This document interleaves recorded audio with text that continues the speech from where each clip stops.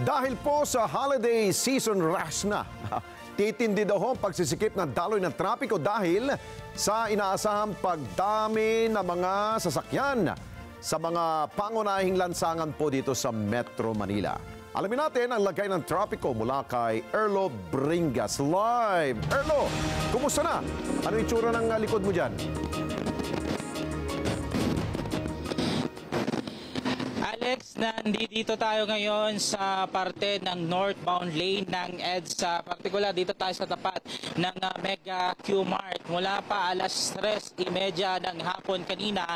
Ito, pakita ko sa iyo, ganyan ang sitwasyon, bumper to bumper, mula dyan sa bahagi ng Ortigas Avenue hanggang makarating ka dito sa Cubao ay around 10 to 15 kilometers yung magiging takbo nyo lang dahil sa sobrang dami ng mga sasakyan at yun nga, sobrang traffic. Yan na nga yung isa sa inaasahan ng MMDA na pag-build up ng mga sasakyan ngayong unang araw ng Disyembre hanggang papalapit yung holiday season. At pagdating ng bandang Quezon Avenue hanggang makarating po kayo ng North Avenue ay medyo may kaunting pagluwag ng kaunti. Pero pagdating ng North EDSA hanggang makarating po kayo ng Balintawak area at makalabas ng North Luzon Expressway, Balintawak Toll Plaza, asahan nyo po na until now ay napakabigat pa rin po ng daloy ng traffic. Sabi ng MMDA, Alex, ay kanilang napagplanuhan na yung mga dapat na gawin dito nga sa napakatinding inasahang pag-build up ng mga sasakyan ngayong holiday season. Sa huling datos nila, Alex, nasa 464,000 na mahigit yung bilang ng dumadaan ng mga sasakyan dito sa EDSA o katumbas siya ng increase ng 14% mula pa nitong buwan ng Enero. Nakipag-coordinate na rin sila mula pa noong Oktubre sa mga mall owners para nang sa ganon ay kanilang mapagplanuhan yung mga traffic plan nga na tinatawag para makipag-coordinate din sa kanila itong mga malls at hindi maging sanhi ng traffic. At isa nga doon sa naging plan ng MMDA pa before noong October nung kanilang pag-uusap ay gawing alas 12 or alas 11 ng gabi yung closing time ng mga mall upang sa kanon hindi sumabay doon sa influx ng mga sasakyan tuwing rush hour o yung bandang hapon na papauwi yung ating mga kababayang motorista mula sa kanilang trabaho o kanilang mga pupuntahan.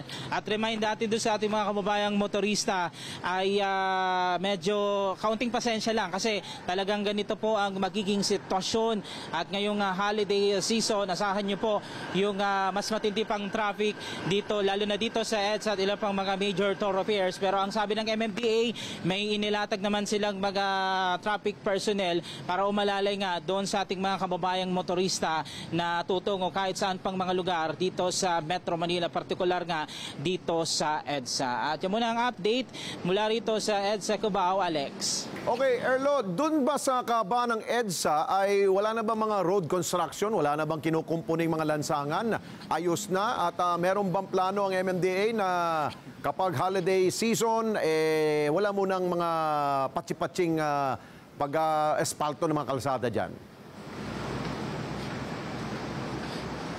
Yes, Alex, nung October pa lang ay nagbigay na sila ng moratorium doon sa mga magsasagawa ng repairs sa mga kalsada. So hanggang bago mag-Disyembre ay binigyan sila ng pagkakataon na maisaayos yung mga road repair or mga patchworks repair dito sa kahabaan ng EDSA, lalo na sa ilan pang mga major thoroughfares. Pero kung kinakailangan daw talagang magsagawa ng repair, kagaya ng mga cable company or telco company na kailangan talaga ng repair, ay kailangan nila mag-apply nung parang tinatawagan na special permit sa MMDA at aprubahan naman yun ng MMDA kung kailangan talagang aprubahan at kinakailangan na gawin yung nasabing pagsasaayos na yon, Alex. At Erlo, kumusta yung mga alternatibong daanan kapag alam natin na sobrang traffic dyan sa EDSA, that's the main artery talaga, doon sana sa mga mabuhay lanes, kumusta ba doon?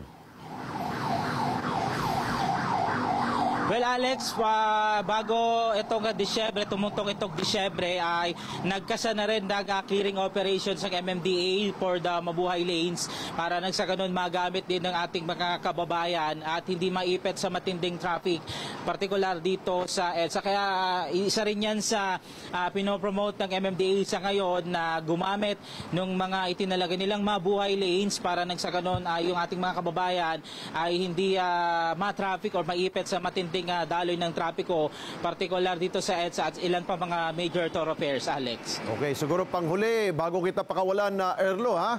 Ikaw, meron ka pang tinatago na billboard pala dyan, ha? Laki-laki. Kitang-kita yung mukha mo. Congratulations ka pala, ha?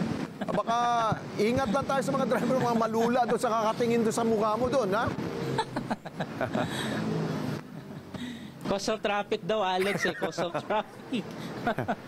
Well, anyway, congrats, El. First time mo magka-billboard dyan. Sana wag nang tanggalin at mananatili ang ating pinipitaganang si Erlo Bringas. Thank you, Erlo. Mata natin dyan sa EDSA.